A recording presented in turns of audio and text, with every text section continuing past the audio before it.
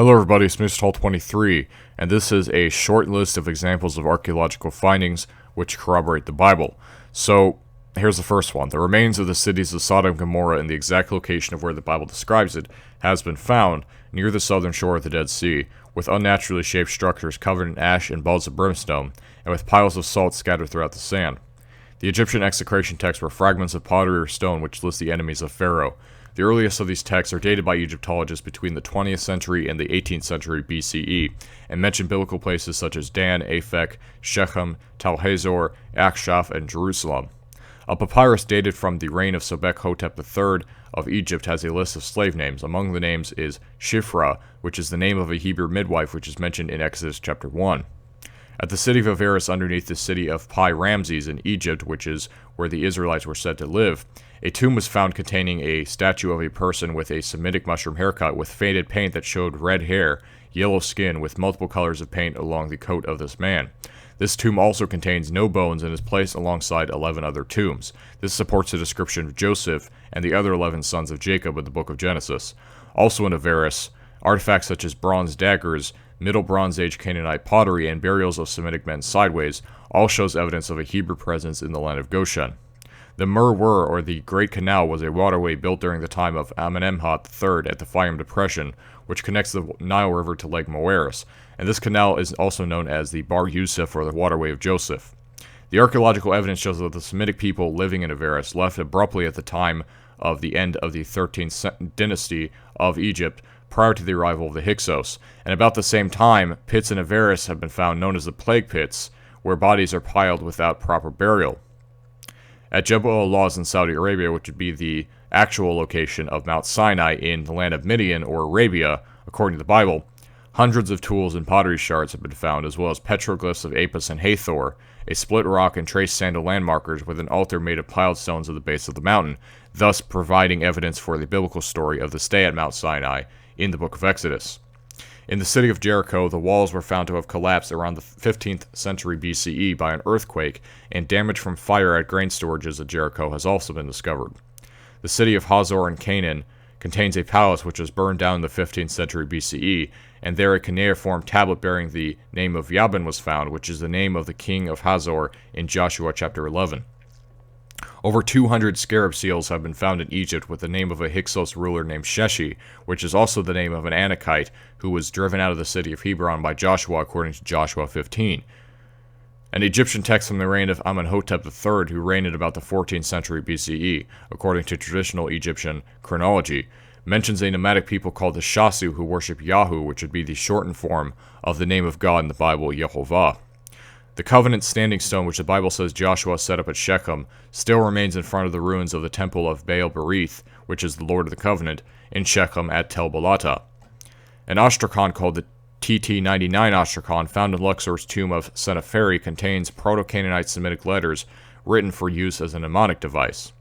The ivory pomegranate is an ornamental artifact from the 13th century BCE, made out of hippopotamus bone, which bears an inscription in Paleo-Hebrew that says, belonging to the house of Yehovah, holy to the priests. This is important because Exodus chapter 28, verse 34, tells the priests to have a pomegranate as an ornament on the hem of their garment. Another pomegranate, this one made out of clay, was recently discovered in Shiloh, dating from the 12th century BCE. The Merneptah stele is one of the earliest known references to Israel. Traditional Egyptology dating puts this stele at about 1200 BCE at the reign of Merneptah, and in it references the conquest of Merneptah, saying that Israel is laid waste and his seed is not in one of the lines.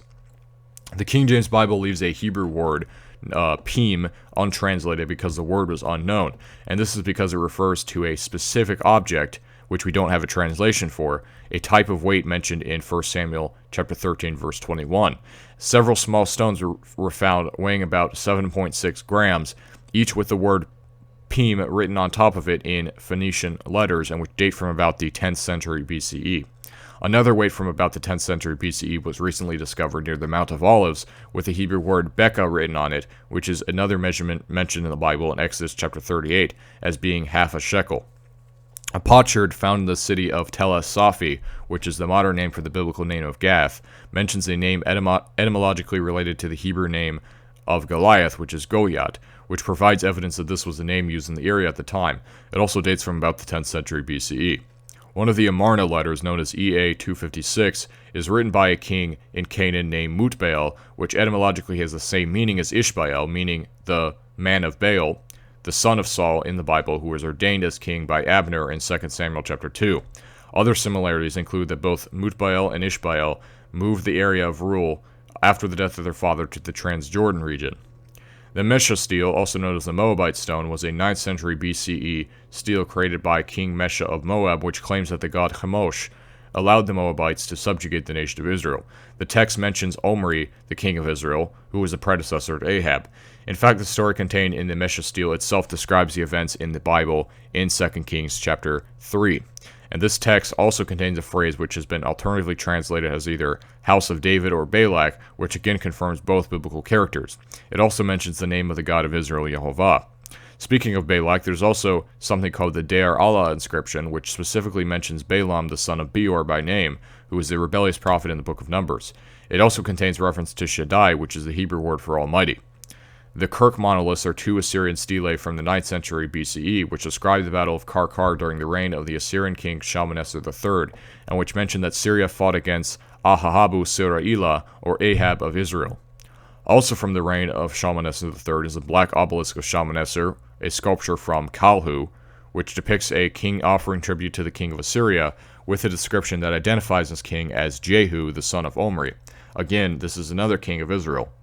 The Melkart inscription, which also dates from the 9th century BCE, mentions Ben-Hadad of Syria, who is also in the Bible.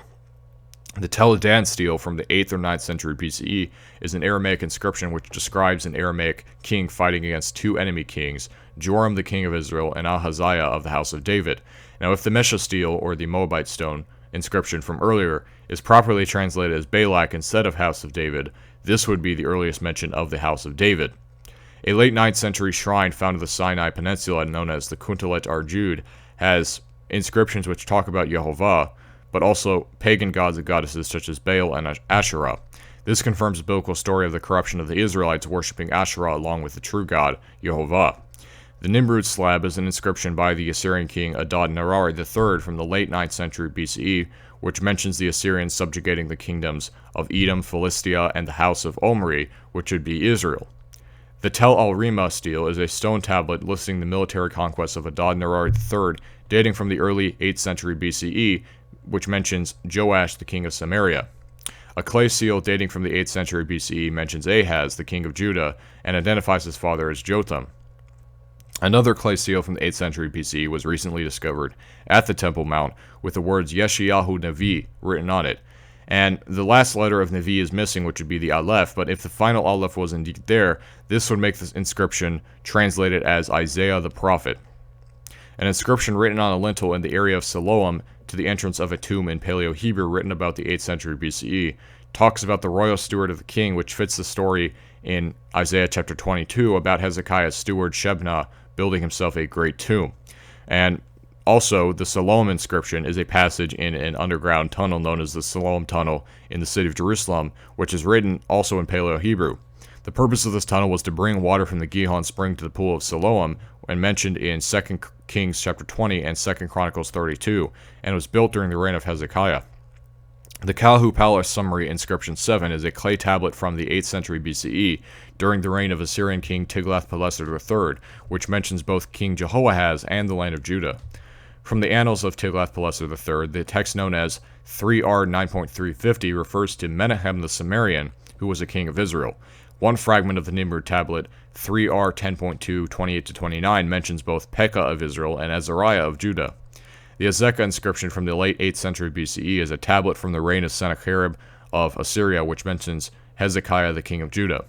Another bula, or clay token, dating from the early 7th century BCE, has the name of Gemariyahu ben Shaphan written on it, which is the name of the son of the temple scribe Shaphan, given in Jeremiah chapter 36, verse 10.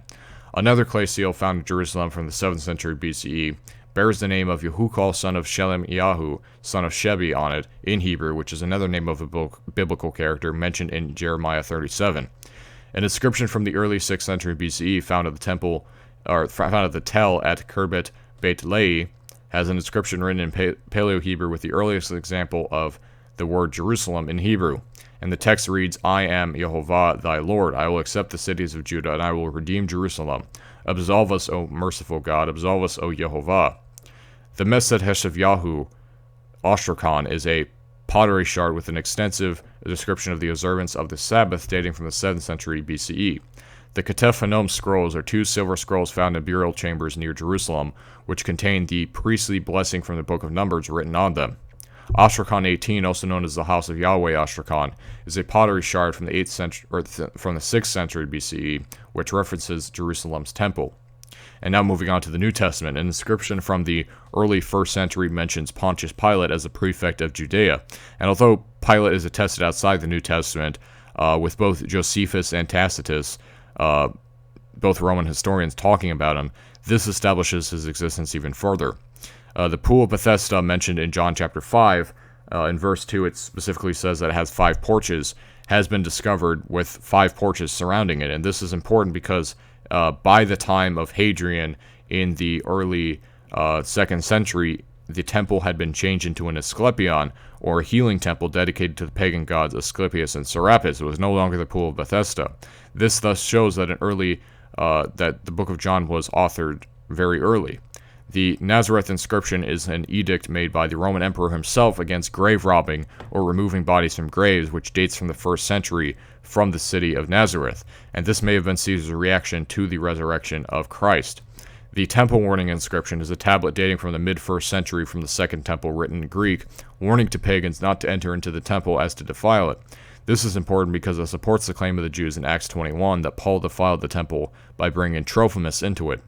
The James ossuary is a box with an Aramaic inscription written on it that says, James, son of Joseph, brother of Jesus, referring, of course, to James, the brother of Jesus in the New Testament. So this is not an exhaustive list. There are a lot of other things I could go through, but for the most part, this covers a lot of events in the Bible. So thank you, everybody, for watching, and goodbye.